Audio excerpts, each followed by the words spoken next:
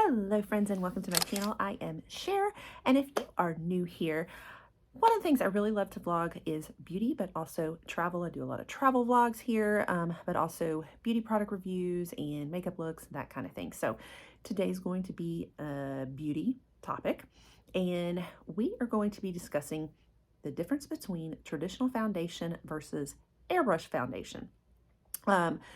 Before I get into all of that, don't forget to hit like and subscribe, especially if you like topics like these. One of the top questions I always get from clients is, so when would I use airbrush makeup and when would I not?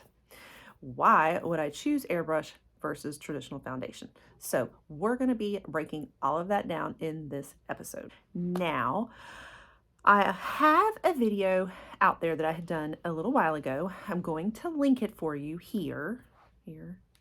I always forget which side, but I'm going to link it for you if you have not seen it. This is where I was testing out the Luminess Airbrush system. Had I known it was going to go viral, I would have done my hair, you guys. I was not expecting that. So apparently this is a very popular topic. I'm very pleased about that, but again, I would have done a lot of things differently if I'd have known that video was going to do so well, you guys. So this is going to be kind of a follow-up to that as well. I figured since this is such a popular topic, I kind of wanted to talk a little bit more, and since I get the questions all the time in with clients too.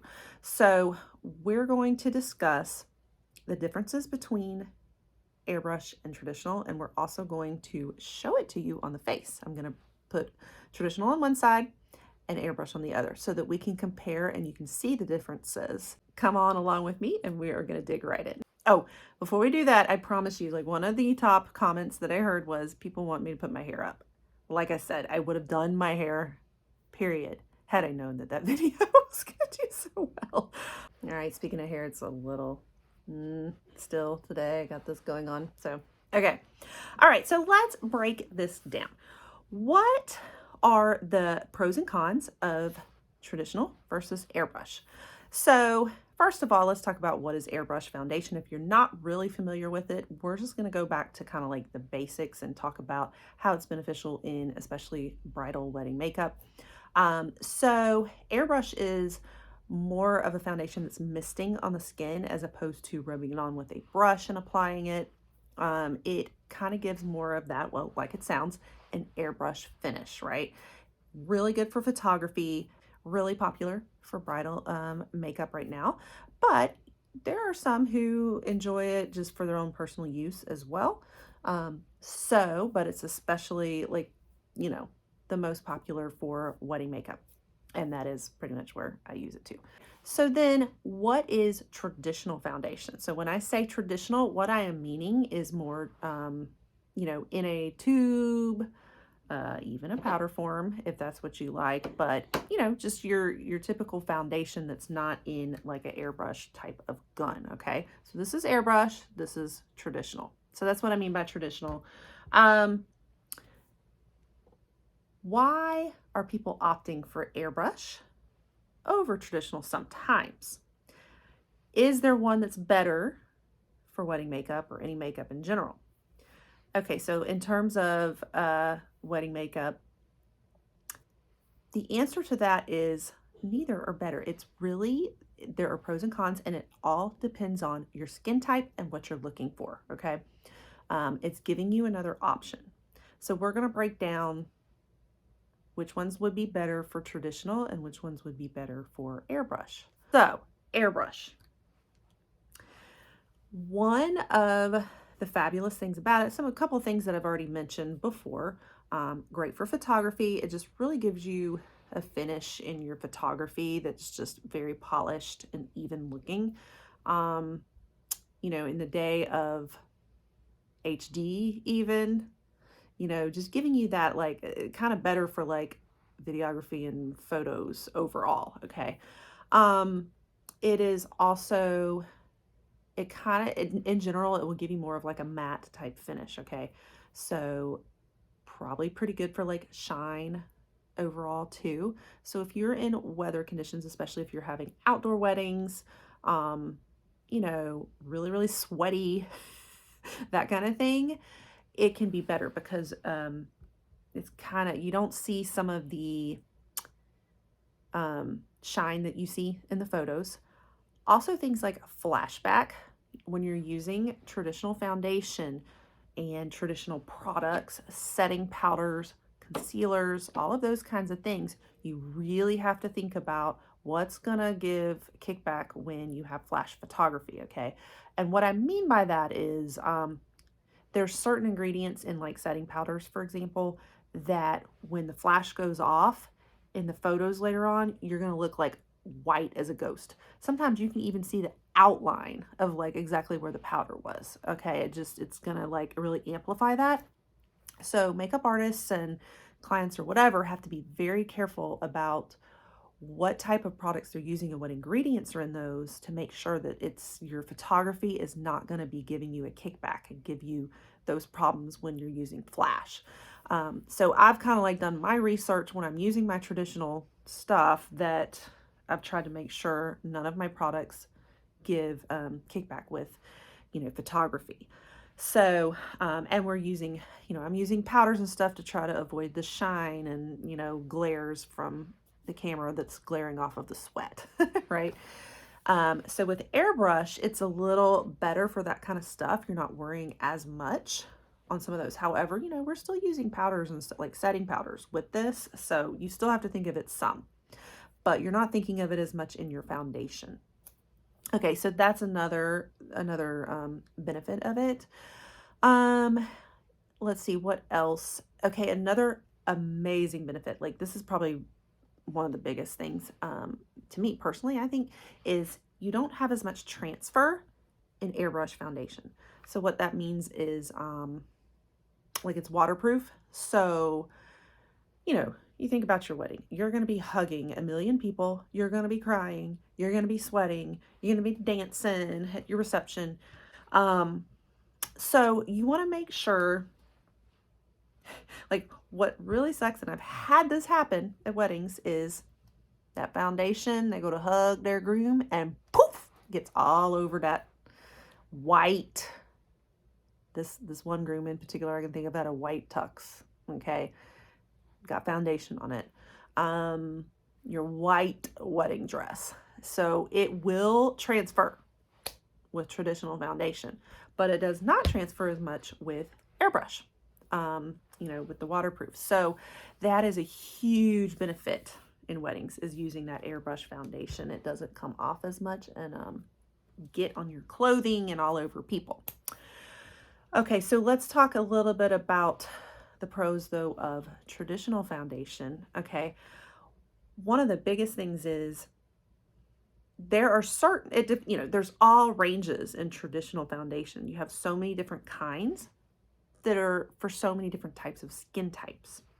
So that means that you can look for products that really serve and are customized more for particular issues. So if you have a lot of skin issues, traditional foundation might be the way to go, because you can get more coverage and more just, really treating and specializing in those particular issues you got going on. Whereas airbrush is going to give one kind of finish. You can try to build up your coverage a little bit more depending on how many rounds you do, but you're going to be balancing out, trying to blend that. So it is a lot easier to provide that coverage and help with traditional foundation. Another thing is, what kind of finish do you want? Are you wanting more of a glowy finish? Are you wanting more of a luminous finish versus a matte? If so, you probably are going to want to opt more for traditional, because airbrush is going to give you a little more of a matte overall finish. Okay, so for example, I am 40 plus, and so when you're dealing with more mature skin, more wrinkles, like me, traditional is going to be a better finish for you probably than airbrush is. So just all things to think about. It can also be easier to blend, but it also depends on your technique. You can have a makeup artist, or if you're doing it yourself and you don't, you can botch up your traditional foundation too and make it where it's not blended that well either, but blending you know, is a little more challenging with airbrush too. Also thinking about some of the finish and how it feels on the skin, airbrush can really feel it. It's a very lightweight. It's like putting a little blanket, you know, just a little layer on the skin. It's very lightweight feeling and it's not as cakey. So, great for that if you're looking for, like, you know, trying to really avoid that cakiness.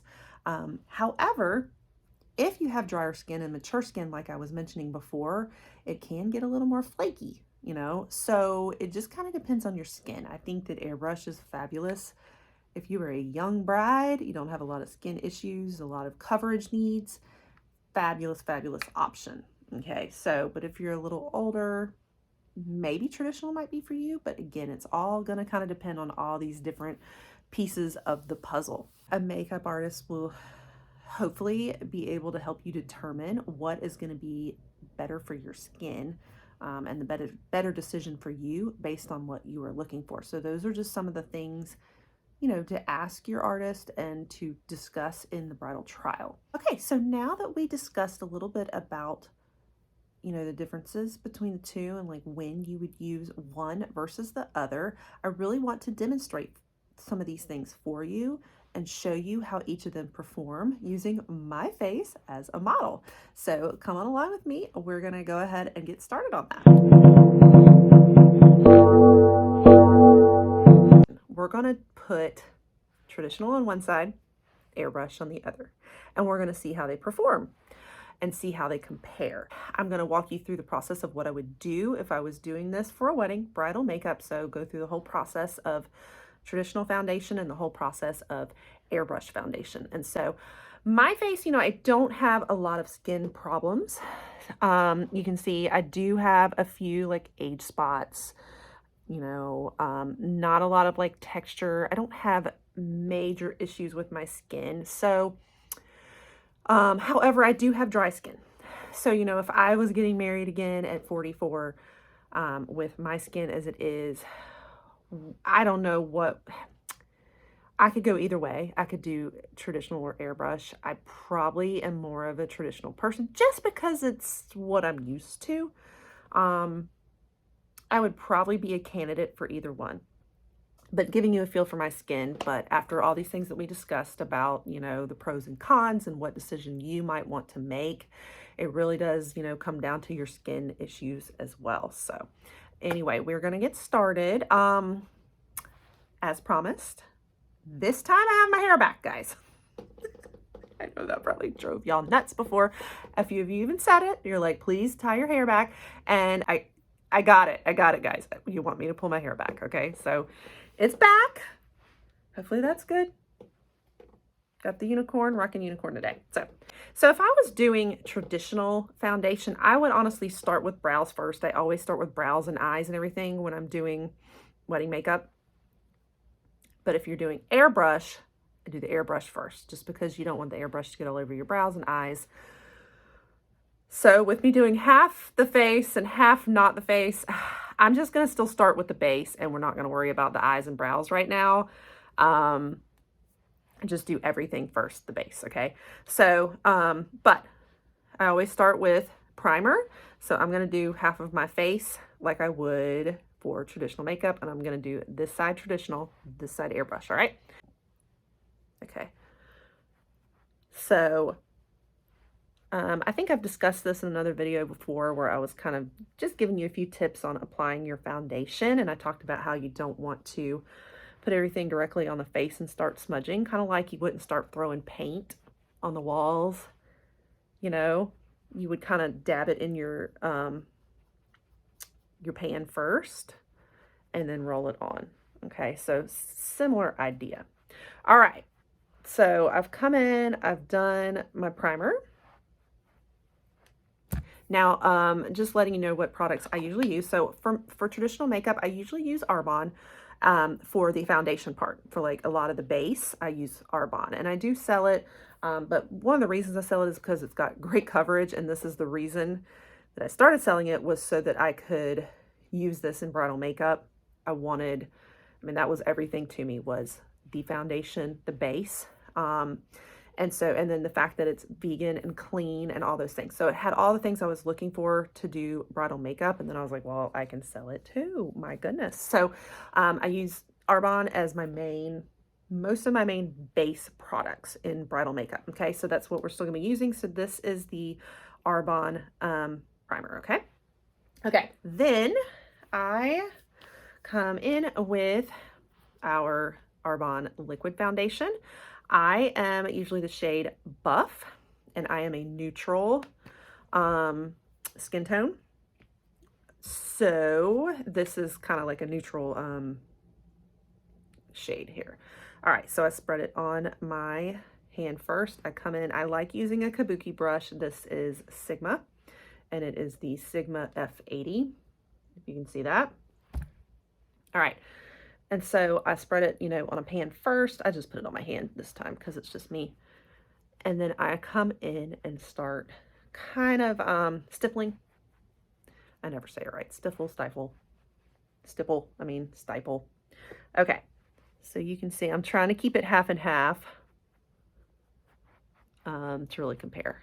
All right, and so you can see it really covers over those age spots of mine pretty well. I'm gonna bring it over here on the ears a little bit, but I have jewelry on and I probably should take it off. So that'll be the next thing y'all be complaining about in my videos, is that my jewelry's in the way. Sorry, I have to teach you guys a little bit, all right? Okay. I'm gonna grab these spots. So I kind of just come in and stipple, stipple. And depending on how much somebody needs, I might go back over it again. I don't have major problems. So we'll leave it at that. But then what I do is I will come back in with a beauty blender. I'm not going to use the ones out of my kit. I'm just going to use my used one and come back over it. So this is a great, like kind of a flat one is really good. I know this is dirty. I would never put this on a client. This is just my own personal one. Okay. And then, so I kind of first do the stippling and then I come back in with a beauty blender and really pat and dab it in for extra coverage here. Okay. So I'm really coming back over my trouble spots, which are right here. That's where my age spots are the most. And I really like pack it in. Okay. Okay. And I can already tell that I should have cleaned this beauty blender, y'all. So sorry about that. I know y'all will be complaining about that also. You'll be like, what in the world? You didn't even put a clean beauty blender on you. Okay. This is the general idea. Maybe we'll do like the concealer. We'll add some concealer like I would, and like some setting powder, just to kind of, you know, because I know like one thing, I get very distracted by under eye bags and stuff on other people. So if I don't go ahead and do some under eye bags on me, it will probably distract me. So that at least will cover the eyes and not distract you so much by my under eye bags and make you think that it's terrible coverage or something because my eye bags are not covered. But keep in mind that the concealer was separate. It wasn't part of this foundation experience. Okay. Okay. I also am not going to be wearing bronzer and contour and highlight and blush and all of that. That helps really give you that 3D effect. I'm just kind of trying to show you the difference in the coverage, especially. And then at this point, I would bake or set. So I usually use Laura Mercier. Usually. So I'm gonna go ahead and just do that like I would. Very good. Okay. At the end of the process, I let it sit for just a minute and then we'll come back, wash it off. And then I will come back over it with some finishing powder. And that's going to be the end of what I do with the traditional side. Okay. Now I know these extra powders and the concealer are extra in addition to the foundation, but it does kind of give you a feel for the full thing for like the base, you know? And there are some things, I mean, I would still use concealer and the powders on with the airbrush as well. So that way you can kind of see it, the full look of how it would look finished, not just the airbrush and traditional like by themselves. So I think that that will give you a better feel for it. So anyway, we're going to let that sit for a minute. I'm going to come back and wipe that sucker off.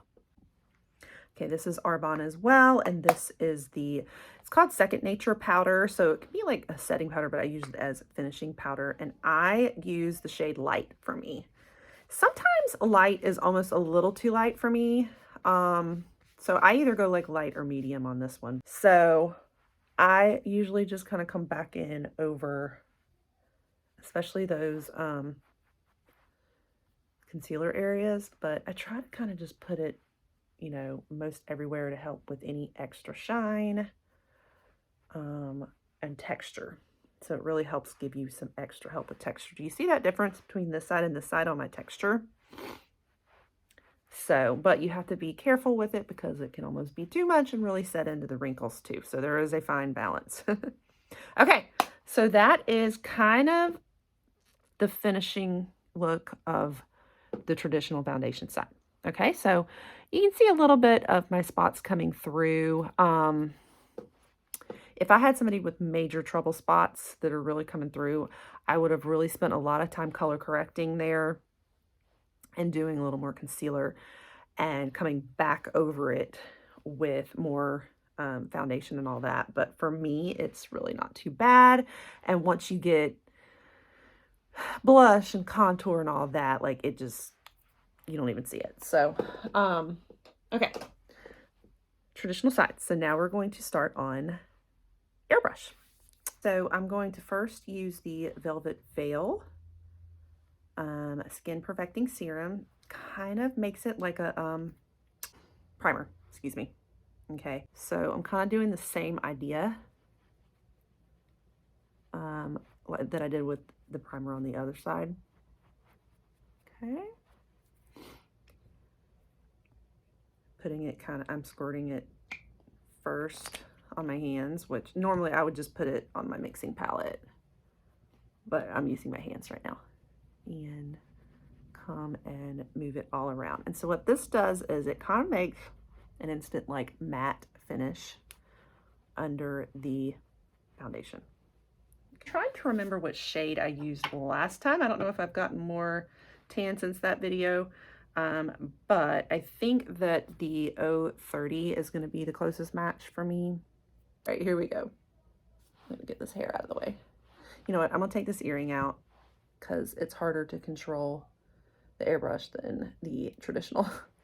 So I don't want to spray my earring. This side is what we're doing.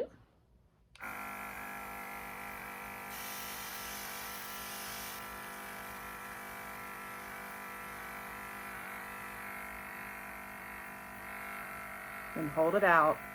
That was another thing, you know, having done it just brand new. I'm gonna get my neck too. Just brand new in the beginning when I was playing with it, I was holding it pretty close. So you want to make sure you're not getting it like right at your face. And we do those little circles. It's hard not to do my whole face here. I'm trying to only do like the half, but it is a challenge. Okay, so here's one pass. This is kind of one round, and I don't know if, you know, if you saw the video before, you increase the coverage amount that you want based on how many rounds that you do. So I can kind of consider that like one round. If we want to go heavier, we can come back in with another round, and we can even come with a third round. So let's just kind of compare. So here's this side. Of course, it's all complete on this side. This one you can tell is a little lighter coverage. I mean, you can see a lot more coming through. Now my nose, it's hard to say because, you know, with only doing half of my face, I was trying not to cover like the whole nose, but I don't think I got enough of the nose where I was covering. Also, you can tell that my colors are different. My shades might be a little off, so that's another interesting thing. I look a little more tan here than I do on this side. Let's try one more pass on this side just so we can really compare the coverage. And then we'll leave it at that, and we'll start doing what I would normally do with the concealer and the powders again, okay? Round 2. I'm really going heavy right there where the most damage is on my face. And that's always kind of a rule of thumb is, you know, you hit the areas that are, you want the most coverage. Wherever you touch first, you're going to get the most coverage there. So I usually always hit that, you know, the surface area where I really want coverage the most in the very beginning. I think that looks better as far as coverage goes. Starting to see, you know, a difference there. Now it's starting to look heavier on this side than this side, isn't it? So it did cover a little more. You can tell I didn't do my neck as much on this side. So hold on, let me do the neck. Fairly good coverage. So let's add in the concealer and the powders now, and we can really tell. Okay. Just finishing up, brushing away. Okay, guys, so let's compare each side and think about what we notice on each of them in comparison on each side of the face. So this is the airbrush side. The first thing that I'm noticing is that the shade is not as even, does not look as blended on the airbrush side. Now, part of this is application, but it is harder to blend than traditional side. So traditional, you see how blended that looks, pretty even. But this side, you can tell it's just, you can see where there's more color coming through on the side. Now, part of it too is the shades that are used for the powder versus this one. So there's a con. However, if you notice, I can see texture more on the traditional side. So like, can you see that? It just looks very powdery and bumpy. But not so much on the airbrush side. It looks more airbrush, right? So the texture, definitely better on this side. So that's a pro. What else? So as far as like matte versus glow, I mean, you know, what do y'all think? Is it a little more glowy on this side than this side? I think it might be just slightly more matte over here. Yeah. I don't know. It does seem slightly more matte on this side, but to be honest, I am liking this finish better. I'm liking that matte finish better, honestly, over here. So that might be a pro. Coverage. Okay, pretty good coverage over here. Again, I could have done better right here in that trouble spot. Pretty good coverage over here though too, although not so much up here. Okay, and so part of that goes into the blending because it's a lot easier to really target those trouble spots with traditional foundation than it is the airbrush. With the airbrush, you just got to sit over it, maybe even come in closer and keep doing rounds in those spots where you really need the coverage. And so then it ends up kind of like this too, where it's maybe less blended because you've really come back over, you know, those spots that you needed the coverage on. So that's probably a con. I think it kind of goes back into that, like having trouble blending it to get that same coverage. So I think that kind of shows you a little bit of the differences right there. Hopefully you can tell on the camera as well as I can. There's things I prefer about this side and there's things I prefer about this side. So it's hard for me to decide. I would have a really tough time deciding between airbrush or traditional. Again, like I said, if I was getting married. As you can see, like this would probably look fantastic in pictures. I can just tell right there, like I would probably that would photograph well, better than this side. Again, I love the glow, but I have noticed the glow gets picked up sometimes in pictures too. So, great for photography. So, God, it just really depends. It just depends on what you want. So what I forgot to do before I put all the other makeup on was to do a transfer test. So we're going to do this real quick. I'm going to do it like right in here where I know that I don't have a lot of other makeup on. and see if we can test out the transfer. Okay, so here comes the traditional side. Yep, so there is some foundation. Let's try this side.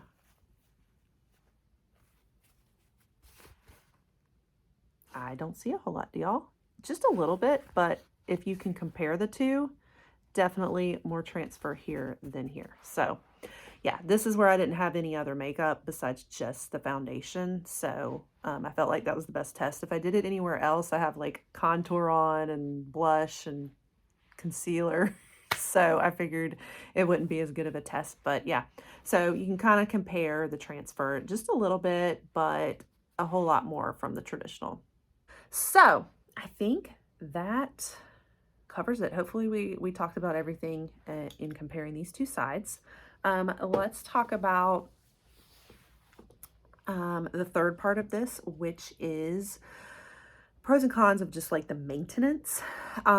So with your airbrush system, you know, there's a little more to keep up with because mostly because of cleaning your system out, you've got to make sure that you are always running the cleaner through your system and have your Q-tips with you and have kind of done a test run and all that. So it takes a little more time to do the airbrush if you're doing, you know, if you're the makeup artist yourself. If you want this for personal use for yourself, again, you know, messier, more to maintain, cleaning it and all of that, than if you have traditional foundation, because your traditional foundation is just, it's in a tube, throw it on a brush, you're done. You don't have to do anything with it. On top of that, it might be tricky to figure out your shade match. You know, so whenever I go to match somebody, the way that I first do it, and I've talked about this in my other guides as well, is I would put a little dab of the traditional foundation right here along the jawline to match it. And I'm just going to take it right out of the tube. It's a little harder to do that with these because they're going to be very concentrated when you're not airbrushing them on. So a little harder to match. You don't want to start like airbrushing it to match it, right? Because you've already like started doing half your face then. So that's another con of it. So as far as like the maintenance and the shade matching and all that, there's a few more challenges that come with it with the airbrush. So maybe another thing on the con side. From a professional makeup artist side, on whether or not you want to go with a lot more airbrush versus traditional, really it's just another thing to think about. It can provide another great service to your clients, wonderful service to your clients, and it's something that everybody is wanting, everybody's asking about, so you know that there is a demand for it. However, not only are you stocking up on every shade in traditional foundation, and maybe even not just shades, but also just making sure you have the right foundation for the right skin types. You are also going to have to do that for your airbrush. You've got to match every single shade of airbrush. On top of that, you might not always have the right match, and you're going to have to mix and match them in the system. And if you have it wrong, then you got to go back, clean it back out before you go rematch again. So it's just, it does add another layer of hassle. So it's a little more work to do the airbrush. So that's a con. However, huge demand for it, lots of benefits of providing it as well. I do know a lot of professional makeup artists who do not believe in airbrush foundation. Like they think it's an outdated technique. They don't like it. They think that traditional is just better in general. And then I know so many who do the airbrush and they swear by it and that's all they do. And then there's several like me who like to have both options depending on customizing for the skin type. So just want to throw those thoughts out there. Also, other airbrush systems on the market, you know, this is the Luminess. I think the main other one that I really know about and hear about, and most makeup artists I know use, is the Tempu. I never know if I'm pronouncing that right. I hear great things about it, but I've seen it in use. I've kind of trained with it. However, I have never used it myself on my clients. So that is something I would like to do. If you guys would love to see a video comparing the Luminess with the Tempu, let me know. Tempu, and also tell me how to pronounce it. That might be the next video I do in this series. So let me know in the comments below if you want to see that, if that interests you, if you've done the Tempu as well, let me know too. So I would love to see how they rank against each other. I think and hope that I've addressed everything. If not, maybe there will be another follow-up video. But that about wraps it up. If this has interested you, don't forget to hit like and subscribe and turn that notification bell to on so that you don't miss more like this in the future. I hope that this one is as much of an interest to you as the original Airbrush Foundation video that I did. But yeah, that about wraps it up. So take care, and I will catch you on the next one.